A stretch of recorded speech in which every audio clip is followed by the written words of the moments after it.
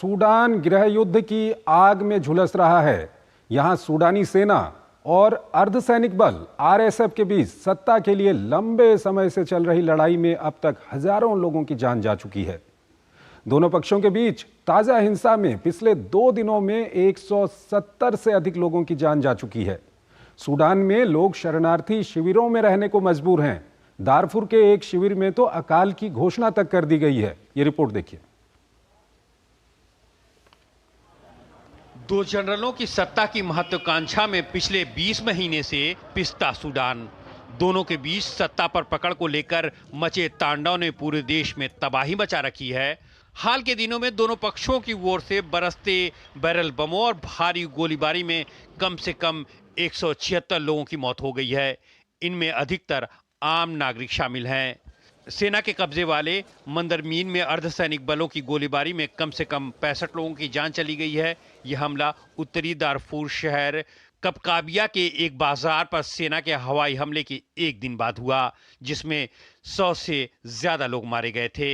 हमला शहर की साप्ताहिक बाजार के दिन हुआ, जब आसपास के सैकड़ों लोग खरीदारी कर रहे थे। मरने वालों में महिलाएं और बच्चे भी शामिल हैं। दोनों पक्षों के बीच अप्रैल 2023 से जारी युद्ध में आम नागरिकों को अंधाधुंध निशाना बनाया जा रहा है। सेना का राजधानी खार्तूम के कुछ इलाकों के साथ साथ देश के उत्तर और पूर्व के हिस्सों पर भी नियंत्रण है, जबकि दारफुर प्रांत की राजधानी अल-फशर पर अर्धसैनिक बल आरएसएफ का नियंत्रण है, जो उसका आखिरी गढ़ माना जा रहा है। इस जंग में अब तक हजारों लोग मारे गए हैं और 1 करोड़ 20 लाख लोग विस्थापित हो चुके हैं। लोग शरणार्थी शिविरों में रहने पर मजबूर हैं। दारफुर के एक शिविर में अकाल की घोषणा कर दी गई है। संयुक्त राष्ट्र इसे हाल के वर्षों में सबसे खराब मानवीय संकट बता रहा है। युद्ध में एक ओर सेना के जनरल अब्देल फतेह अल बुरहान है, जबकि दूसरी ओर अर्धसैनिक बल आरएसएफ के प्रमुख जनरल हमदान दगालो हैं। इन्हें हेमेदती के नाम से भी जाना जाता है। आरएसएफ में अधिकतर कबायली और अफ्रीका के अन्य गरीब देशों के विद्रोही लड़ाके समूह शामिल हैं। दरअसल 2019 में तत्कालीन राष्ट्रपति उमर अल बशीर को लोकप्रिय क्रांति के बाद सत्ता से बेदखल होना पड़ा, तो अंतरिम सरकार बनी। 2021 में सेना ने अंतरिम सरकार का तख्ता पलट कर दिया और आरएसएफ की सेना में विलय की मांग करने लगी। दगालो इसके लिए तैयार नहीं है। इसके बाद से सूडान युद्ध की आग में धधक रहा है। प्रोफेसर अंशु जोशी हमारे साथ जुड़ी हुई हैं, विदेशी मामलों की जानकार हैं, उनसे हम बातचीत करेंगे। अंशु जी, अगर हम ये सूडान की बात करें, क्योंकि अभी हो क्या रहा है कि चाहे रूस यूक्रेन का युद्ध हो या इजराइल के सैन्य अभियान हो या सीरिया में जो कुछ हो रहा है, वो सब अंतर्राष्ट्रीय फलक पे छाया हुआ है, मीडिया में छाया हुआ है, लेकिन सूडान की ओर कम ही लोगों का ध्यान जाता है। यहाँ की जो हालात हैं वो काफ़ी ख़राब हैं, क्या कुछ कहेंगे?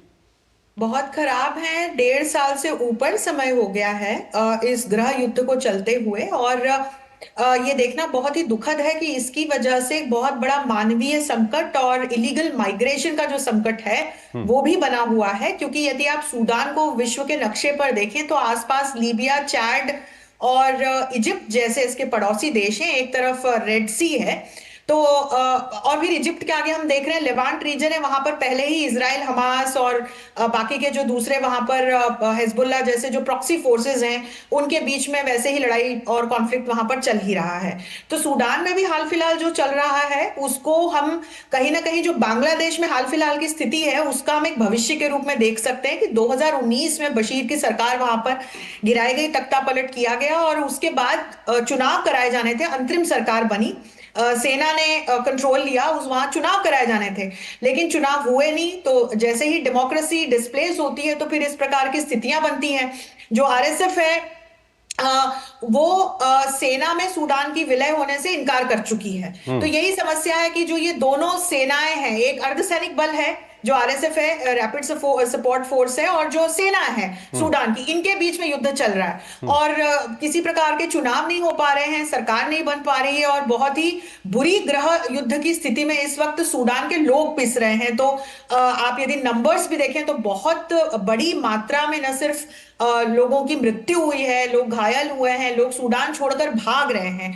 तो आपने बहुत सही बिंदु उठाया कि ये जो स्थितियां बनी हुई हैं इसको लेकर के अंतरराष्ट्रीय स्तर पर हम इतनी बड़ी आवाज देख नहीं रहे हैं, जो एक होनी चाहिए, इस पर चर्चा होनी चाहिए, इसका क्या समाधान निकाला जा सकता है। इसका एक कारण ये भी है कि ये गृह युद्ध है, ये एक सिविल वॉर चल रहा है वहां पर।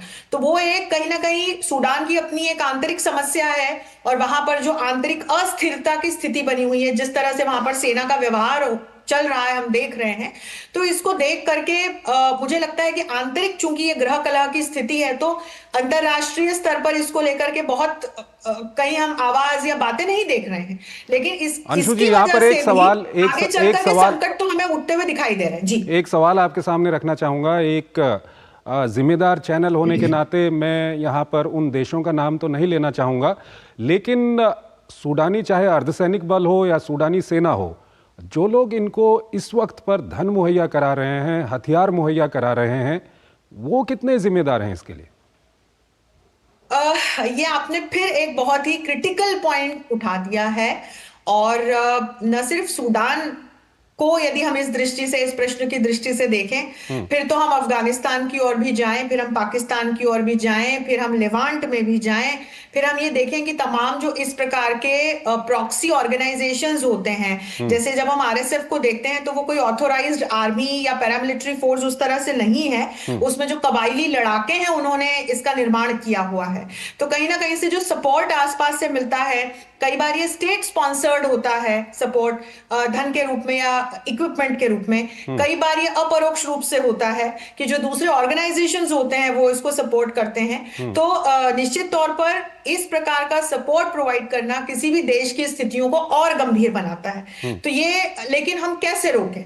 तो इसके लिए जब तक एक अंतरराष्ट्रीय स्तर पर प्रयास नहीं होंगे, क्योंकि नियमन नहीं हो सकते, जो नॉन स्टेट ऑर्गेनाइजेशंस है, जिसमें कि आतंकवादी संगठन भी आते हैं और कुछ पॉजिटिवली जो एनजीओस काम कर रहे हैं उनको भी इस श्रेणी में रख सकते हैं, वो हम नियमन में कैसे शामिल करें? हम किसी भी कोई, अगर हम लेजिस्लेटिव फ्रेमवर्क बनाते हैं, हम कोई नियम कानून बनाते हैं, तो किसी भी लॉ में हम टेररिस्ट ऑर्गेनाइजेशंस को, या जो रोग हो गए हैं ऑर्गेनाइजेशंस, इस प्रकार के जो लड़ाके हैं, उनको हम कैसे शामिल कर सकते हैं? तो वहां तो फिर सरकारों को ही आपस में साथ में बैठ करके इस प्रकार की कोई बातचीत या फिर इस प्रकार के समाधान ढूंढना आवश्यक है कि शांति बहाल की जा सके, वो सबसे महत्वपूर्ण है। जो अंतर्राष्ट्रीय स्तर पर जो काम हुआ है या यूएन की ओर से जो वहां पर मीडिएशन का काम हुआ है, वो ज्यादा दिनों चल नहीं पाया, फिर वहां पर इन दोनों के बीच में लड़ाई हो जाती है।